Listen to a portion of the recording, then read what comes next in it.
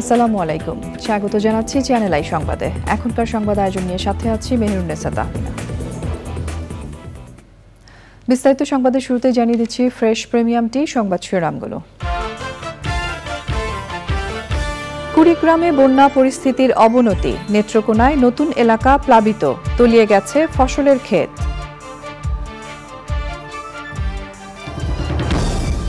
দুই দিনের রাষ্ট্রীয় সফরে দিল্লিতে প্রধানমন্ত্রী শেখ হাসিনা, মোদির সঙ্গে বৈঠকে কয়েকটি চুক্তি ও সমঝোতা স্মারক সইয়ের সম্ভাবনা। আওয়ামী লীগকে দুর্নীতিবাজ দল বানানোর চক্রান্ত করছে বিএনপি, আন্দোলনের নামে সন্ত্রাস করলে কঠোর জবাবের হুঁশিয়ারি দিলেন কাদের।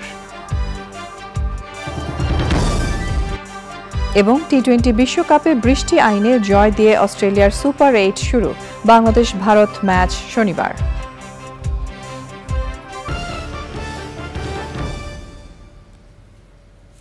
সংবাদ শিরোনামগুলো জানাচ্ছিলাম। এখনকার এই সংবাদ আয়োজনে একই সঙ্গে চ্যানেল আই এর ইউটিউব চ্যানেলে এবং চ্যানেল আই এর ওটিটি প্ল্যাটফর্ম আই স্ক্রিনে লাইভ স্ট্রিম হচ্ছে।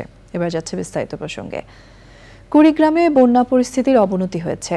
শিমুলবাড়ি ও কাউনিয়া পয়েন্টে তিস্তার পানি বিপদসীমার 50 সেন্টিমিটার ওপর দিয়ে প্রবাহিত হওয়ায় নতুন নতুন এলাকা প্লাবিত হয়েছে।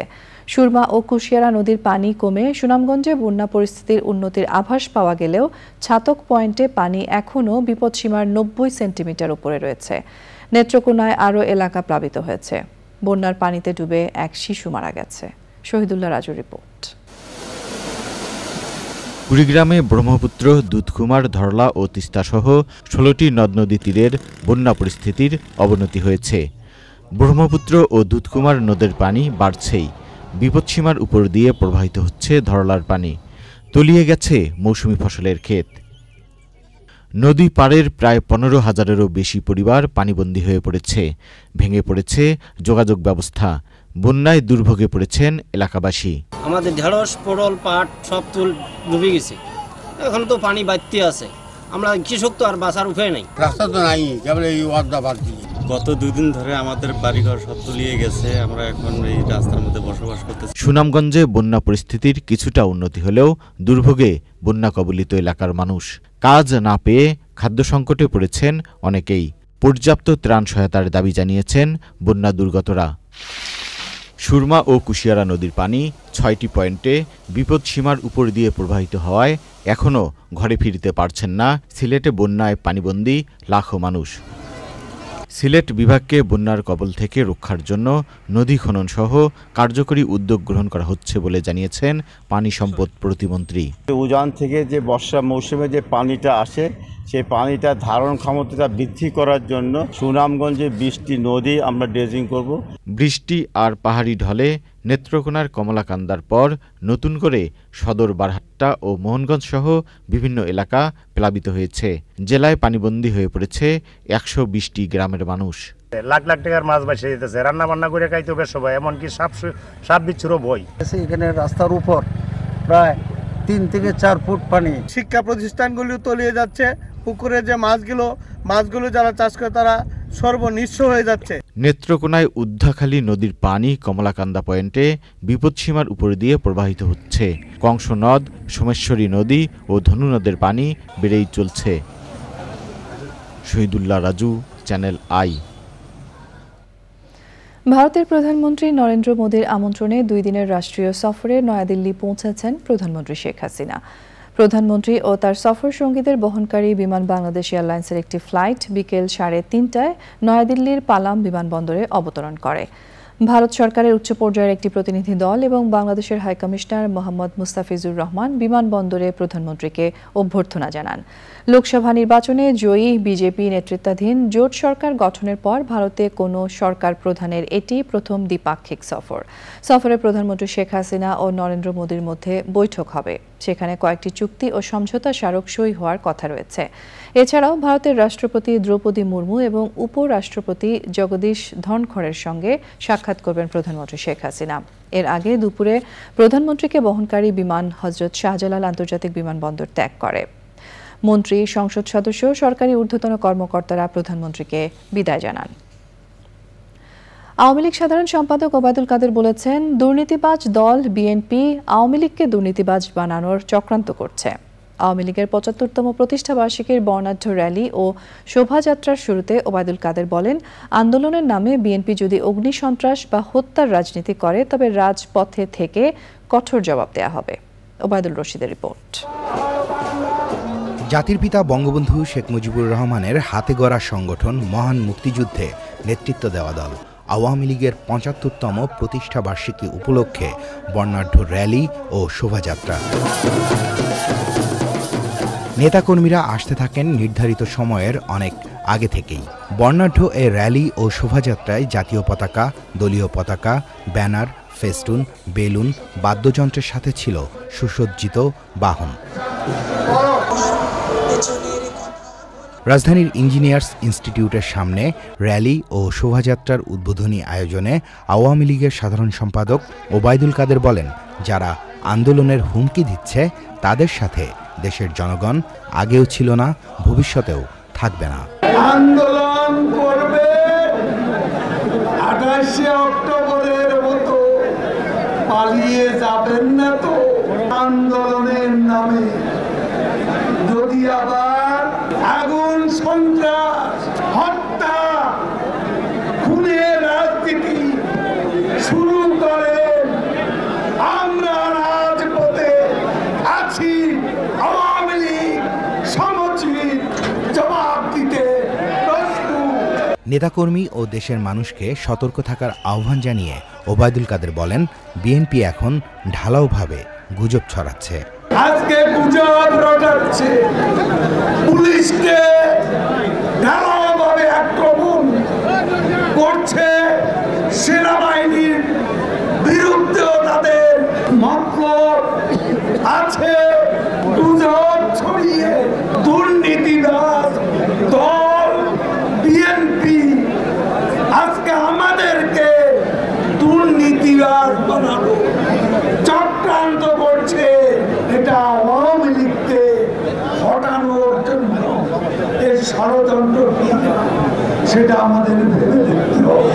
প্রতিষ্ঠাবার্ষিকীর বর্ণাঢ্য র্যালি ও শোভাযাত্রা ইঞ্জিনিয়ার্স ইনস্টিটিউট থেকে Shahbag, elephant road, Mirpur road হয়ে জাতির পিতার স্মৃতি বিজড়িত ধানমন্ডির ৩২ নম্বরের ঐতিহাসিক বাড়ির সামনে গিয়ে শেষ হয়।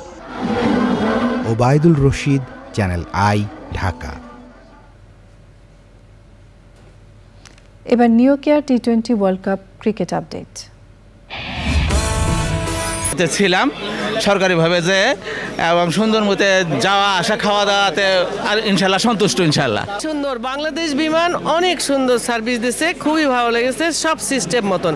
এবার ব্যাগটাক সিট ইতালি ভালো না, খুবই ভালো, চমৎকার, খুব ভালো ছিল, কোথাও কোনো ত্রুটি বিচ্যুতি হয়নি, খুবই সুন্দর স্বাচ্ছন্দ্যে আমরা হজ করতে পেরেছি। সবার জন্য দোয়া করছি, জীবন বড় আমল করছি, আমল দিন আল্লাহ ঠিক রাখে, ইমনের স্বাধীন আল্লাহ নাই, এই দোয়া করছি। হজ শেষে নির্বিঘ্নে দেশে ফিরেছেন হাজিরা। হজ ব্যবস্থাপনা নিয়ে সন্তুষ্ট তারা। সিভিল এভিয়েশন মন্ত্রণালয় এবং বিমান সিভিল এভিয়েশন কর্তৃপক্ষ এখানে এবং অন্য স্টেকহোল্ডার মিলে আমরা তাদেরকে এখানে রিসিভের যে ব্যবস্থা করেছি তারা অভিভূত। আমরাও ধন্যবাদ মনে করছি যে আমাদের সম্মানিত জাতির হাজিরা ফিরে আসছেন সুন্দরভাবে। প্রায় 10 মিনিটের মধ্যে লাগেজ নিয়ে এবং পানি নিয়ে আমাদের সম্মানিত হাজিরা বের হয়ে গেছেন এবং এটা আজকে শুরু। তো এইভাবেই আমরা আমাদের সর্বাত্মক প্রস্তুতি রাখবো এবং সম্মানিত হাজিদের যাতে সুযোগ সুবিধা, তাদের যে কমফোর্ট যাতে বজায় থাকে সেই প্রচেষ্টা অব্যাহত থাকবে। বাংলাদেশের ৮৫,২২৫ জন হাজি পর্যায়ক্রমে ২২শে জুলাইয়ের মধ্যে দেশে ফিরবেন। আল মুকসিদ, চ্যানেল আই, ঢাকা। সংবাদে এরই সঙ্গে আমরা নিয়ে নিচ্ছি একটা বিরতি এবং বিরতির পর আরও যা থাকছে।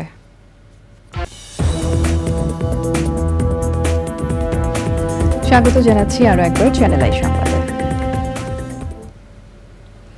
কানাডার ক্যালগারিতে পৌঁছেছেন ভারতের পদ্মশ্রী পদক প্রাপ্ত উপমহাদেশের বরেণ্য রবীন্দ্রসঙ্গীত শিল্পী রেজওয়ানা চৌধুরী বন্যা।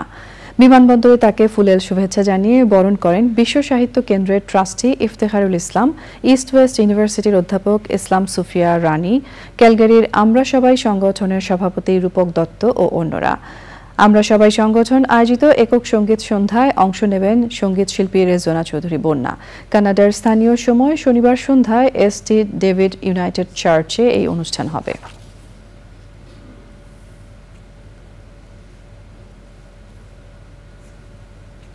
এবারে রয়েছে আমিন জুয়েলার্স আন্তর্জাতিক সংবাদ।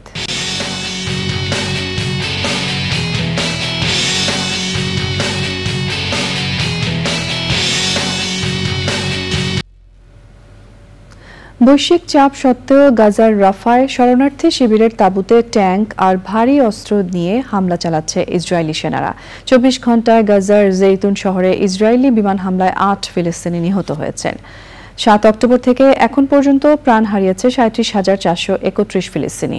এদিকে ইসরায়েলে অস্ত্র সরবরাহ বন্ধ রাখায় যুক্তরাষ্ট্রের সমালোচনা করেছেন প্রধানমন্ত্রী বেনিয়ামিন নেতানিয়াহু। জবাবে হোয়াইট হাউস বলছে, নেতানিয়াহুর মন্তব্য বিদ্বেষজনক ও হতাশার, যা দুই দেশের মধ্যে বিরোধ তীব্রতর করছে। ইসরায়েলে অস্ত্র সরবরাহকারী প্রতিষ্ঠানগুলোকে সতর্ক করে জাতিসংঘ বলছে, তাদের এই কর্মকাণ্ড গাজায় আন্তর্জাতিক আইনের লঙ্ঘন বলে বিবেচিত হবে। এছাড়া ইউরোপের 3 দেশ স্পেন, আয়ারল্যান্ড ও নরওয়ের পর এবার ফিলিস্তিনিকে স্বাধীন রাষ্ট্র হিসেবে স্বীকৃতি দিয়েছে আর্মেনিয়া। এবারে রয়েছে কৃষি সংবাদ।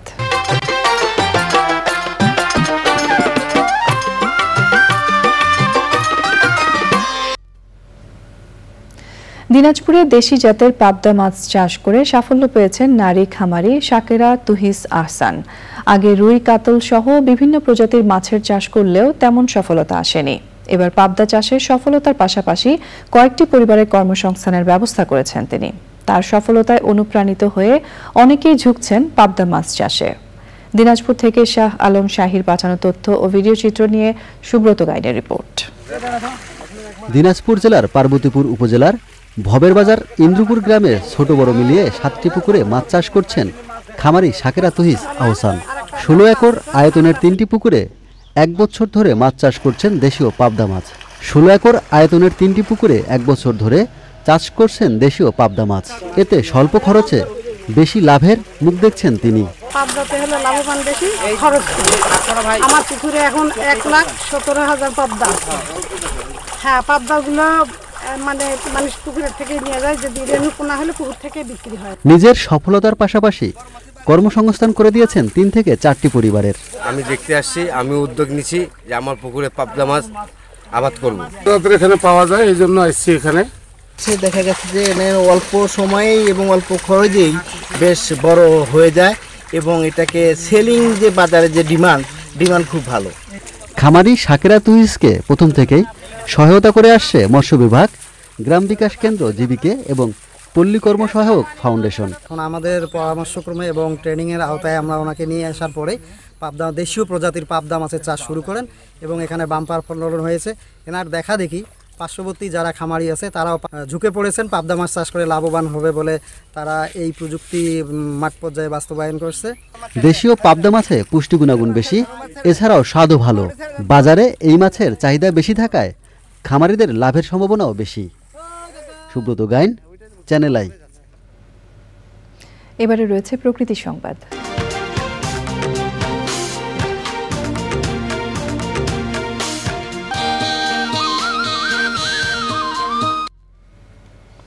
কক্সবাজারের পেকুয়ায় বনদস্যুদের কাছ থেকে জব্দ করা বালু আবার বনেই ফিরিয়ে দেওয়া হচ্ছে। আদালতের নির্দেশে জব্দকৃত বালু হারবাং মৌজার সংরক্ষিত বনে মিশিয়ে দেওয়ার কাজ শুরু করেছে বন বিভাগ। এই ঘটনা পরিবেশ প্রকৃতি রক্ষায় দৃষ্টান্ত বলে মনে করছেন পরিবেশবিদরা। নুরুল আলমের ভিডিও চিত্রে সরওয়ার আজম মানিকের রিপোর্ট। 4 বছর আগে পেকুয়া উপজেলার মধুকালীর হারবাং মৌজার সংরক্ষিত বন থেকে অবৈধভাবে বালু উত্তোলন করে স্তূপ করে রাখে দস্যুরা। পরে বালু জব্দ করে মামলা করে বন বিভাগ। এরপরও বালু সরাতে বনদস্যুরা অপতৎপরতা চালালে আদালতের শরণাপন্ন হয় বন বিভাগ। সবশেষ বারবাকিয়া রেঞ্জ কর্মকর্তার আবেদনের প্রেক্ষিতে জব্দ করা বালু বনে ফিরিয়ে দেওয়ার নির্দেশ দেন আদালত। এতে আদালত আমাদের আবেদনের সন্তুষ্টি হয়ে আবেদনটা মঞ্জুর করতো বালুগুলো পুনরায় আমাদের প্রকৃতির সাথে মিশিয়ে দেওয়ার সিদ্ধান্ত দেন। আগামী 20 দিনের মধ্যে এসব বালু বনে মিশিয়ে দিয়ে তার উপর গাছের চারা রোপণ করা হবে। বর্ষার সময় দেখা যায় যে পানি এখানে জমে থাকার একটা প্রবণতা দেখা গেছে, সেহেতু আমরা এই এলাকাতে নিচু এলাকাতে আমরা যদি অর্জুন, কদম, জারুল যেসব প্রজাতি আপনার ওয়াটার লগিং পানি যেখানে থাকে এই পরিবেশ যেসব প্রজাতি আপনার সহ্য করতে পারে, আমরা এই ধরনের প্রজাতির মাধ্যমে আমরা এখানে মূলত আপনার যে বনায়নের কাজটা করব। এই ঘটনা একদিকে যেমন বনদস্যুদের কাছে কঠোর বার্তা দেবে, অন্যদিকে প্রকৃতি ও পরিবেশের উন্নয়নে অনন্য ভূমিকা রাখবে। বন বিভাগ যেভাবে দস্যুদের বিরুদ্ধে আইনি প্রক্রিয়া লড়ে দ্বিতীয়বারের মতো এই বালিগুলো প্রকৃতির সঙ্গে মিশিয়ে দিচ্ছে, এটি নিঃসন্দেহে আমরা স্থানীয় পরিবেশবাদী হিসেবে তাদেরকে স্বাগত জানাই। প্রাণ ও প্রকৃতি রক্ষায় পাহাড় আর বনকেকুদের বিরুদ্ধে বন বিভাগের তৎপরতা অব্যাহত রাখার আহ্বান পরিবেশবাদীদের। আদালতের এই নির্দেশকে স্বাগত জানিয়েছে পরিবেশবিদরা। তারা বলছেন বাংলাদেশের পরিবেশ প্রকৃতি রক্ষায় আদালতের এই রায় একটি দৃষ্টান্ত স্থাপন করল। কক্সবাজারের পেকুয়ার টৈটংয়ের সংরক্ষিত বনাঞ্চল থেকে সরওয়ার আজম মানিক, চ্যানেল আই। এবারে রয়েছে এক্সিম ব্যাংক বাণিজ্য সংবাদ।